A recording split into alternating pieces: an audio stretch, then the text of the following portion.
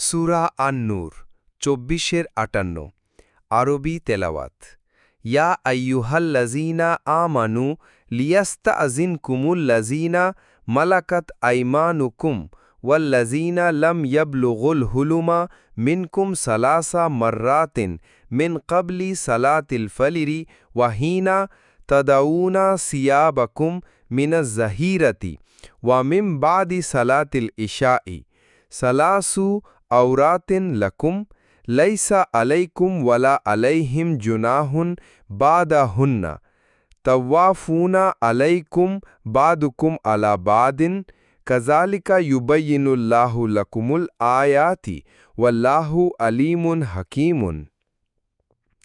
বাংলা অনুবাদ সূরা আন-নূর ২৪-৫৮ হে ঈমানদারগণ, তোমাদের অধিকারভুক্তরা অর্থাৎ যাদের মালিক তোমরা এবং তোমাদের মধ্যে যারা বয়ঃপ্রাপ্ত হয়নি তারা যেন ৩ সময়ে তোমাদের অনুমতি নিয়ে ঘরে প্রবেশ করে। ১ ফজরের নামাজের আগে, ২ যখন তোমরা দুপুরে তোমাদের পোশাক খুলে বিশ্রাম করো এবং ৩ এশার নামাজের পর। এই ৩টি সময় তোমাদের জন্য গোপনীয়তা বা ব্যক্তিগত সময়।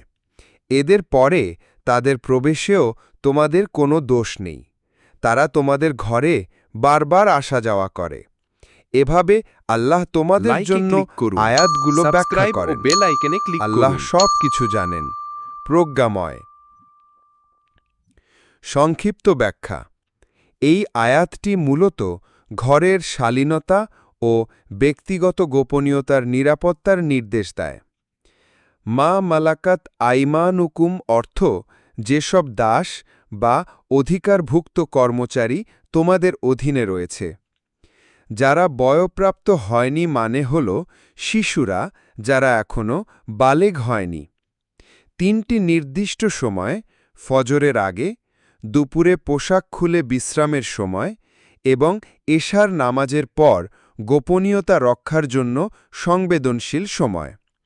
এই সময়ে অধীনস্থ কর্মচারী ও শিশুরা ঘরে ঢুকতে চাইলে অনুমতি নিতে হবে, কারণ এই সময়গুলো ব্যক্তিগত বিশ্রাম ও পোশাকহীন অবস্থার সম্ভাবনা থাকে। আল্লাহ বলেন, এর বাইরে অন্য সময়ে প্রবেশ করলে সমস্যা নেই, কারণ একে অপরের সাথে ওঠা বসা চলে। এই আয়াত থেকে শিক্ষা: ইসলাম ব্যক্তিগত গোপনীয়তা ও সামাজিক শালীনতাকে গুরুত্ব দেয়। ঘরে থাকলেও অনুমতির নিয়ম চালু রাখার শিক্ষা রয়েছে। ছোটদেরও শিষ্টাচার শেখানো জরুরি, অনুমতি ছাড়া প্রবেশ না করা। পরিবারের পরিবেশ যেন শালীন থাকে, তার জন্যই এই নির্দেশ। প্রশ্ন: বালিগ যারা প্রাপ্তবয়স্ক ব্যক্তি তারা কি ওই ৩টি গোপন সময়, ফজরের আগে, দুপুরে বিশ্রামের সময়, এশার পর ঘরে অনুমতি ছাড়া প্রবেশ করতে পারবে? সংক্ষিপ্ত উত্তর: না, পারবে না। বালিগ ব্যক্তিদের জন্য সব সময় অনুমতি নিয়ে প্রবেশ করা ফরজ বা আবশ্যক। শুধু ওই ৩টি সময় নয়, বরং সব সময়ই। কুরআনের দলিল: সূরা আন-নূর ২৪-২৭-২৮ ইয়া আইয়ুহাল্লাযীনা আমানু লা তাদখুলু বুয়ুতান গায়রা বুয়ুতিকুম হাত্তা তাস্তানিসু ওয়া তুসাল্লিমু আলা আহলিহা। অর্থাৎ, হে মুমিনগণ, তোমরা নিজের ঘর ছাড়া অন্য কোনো ঘরে অনুমতি না নিয়ে এবং সালাম না দিয়ে প্রবেশ করো না। অর্থাৎ, প্রাপ্তবয়স্কদের জন্য সব সময় অনুমতি নেওয়া বাধ্যতামূলক, কারণ তারা শরীয়তের দায়বদ্ধ। সূরা আন-নূর ২৪-৫৮ কেবল যাদের জন্য? কেবল যারা মা মালাকাত আইমানুকুম, অধীনস্থ কর্মচারী বা দাস, এবং যারা এখনও বালেগ হয়নি, তাদেরকে শুধুমাত্র ৩টি স্পর্শকাতর সময়ে অনুমতি নিতে বলা হয়েছে। কারণ এই ২ শ্রেণীর মানুষ সাধারণত ঘরে অবাধে যাতায়াত করে, তাই তাদের জন্য সীমাবদ্ধ সময় নির্দিষ্ট করা হয়েছে। উপসংহার: শ্রেণী: কখন অনুমতি নিতে হবে? প্রাপ্তবয়স্ক বালিগ সব সময়ই অনুমতি নিতে হবে। সূরা ২৪-২৭। অবুঝ শিশু বা অপ্রাপ্তবয়স্ক শুধু ৩ সময়। সূরা ২৪-৫৮।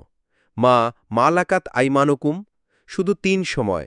সূরা ২৪-৫৮। শিক্ষণীয় দিক: ১ ইসলাম শালীনতা, গোপনীয়তা ও পারিবারিক নিরাপত্তাকে অত্যন্ত গুরুত্ব দেয়। ২ প্রাপ্তবয়স্করা ঘরে ঢোকার আগে যে কোনো সময় অনুমতি না নিলে সেটা গুনাহ হতে পারে ৩ ছোটদের ধীরে ধীরে শিষ্টাচার শেখানো জরুরি শুরুতে নির্দিষ্ট সময়গুলোতে পরে সব সময়